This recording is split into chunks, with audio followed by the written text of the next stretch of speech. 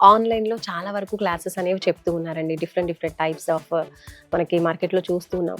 అలాంటివన్నీ ప్రాక్టీస్ చేసి ఉండి గూడా అంటే ఒక బెస్ట్ రిజల్ట్ రాలేదు.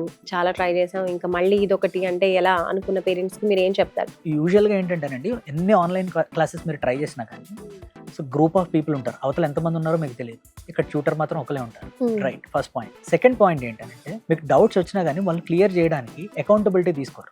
డౌట్ అడుగుతారు. ఎక్కడి నుంచి వస్తుంది డౌట్? ఒకవేళ డౌట్ వస్తే వాళ్ళు ఇన్‌స్టాంట్‌గా క్లియర్ చేస్తారు. తర్వాత ఎప్పుడో క్లియర్ చేస్తారు. హ్మ్. రైట్, ఈ క్వెషన్స్ ఉంటాయి. అండ్ ఇంకొకటి, వాడి పర్సనల్ అకాడమిక్స్‌ని మానిటర్ చేయడానికి ఎవరైనా ఉన్నారా? ఇవేమీ బయట ఉండవు. కానీ మీ ఈ 3 క్వెషన్స్‌కి ఆన్సర్ చెప్తుంది ట్యూటరెక్స్. అంటే ఏంటంటే, హ్మ్.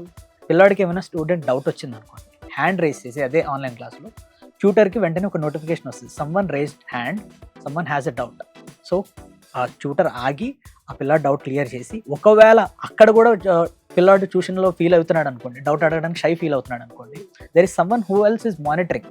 ఎవరు అని అంటే, ఒక 1 వీక్ తర్వాత మీ వర్క్ ప్రోగ్రెస్ కానీ లేదంటే మీ ప్రోగ్రెస్ రిపోర్ట్ కానీ చూడడానికి మానిటర్ చేసి ఒక పర్సన్ ఉంటారు. ఓకే. ఆ పర్సన్తో కంటిన్యూస్గా మీరు మాట్లాడి అక్కడ కూడా మీరు డౌట్స్ క్లియర్ చేసుకోండి. లేదు ఇది కూడా వద్దు అని అంటే కనుక, మీకు వీక్లీ క్లాసెస్ జరుగుతూ ఉంటాయి. వీక్లీ క్లాసెస్ అంటే లైక్ సండే కానీ సాటర్డే కానీ క్లాసెస్ రిపీట్ చేయడం కానీ, లేదు అని అంటే అయిన క్లాస్ని రికార్డ్ అయ్యి మళ్ళీ మీరు 100 సార్లు చూడొచ్చు, 200 సార్లు చూడొచ్చు.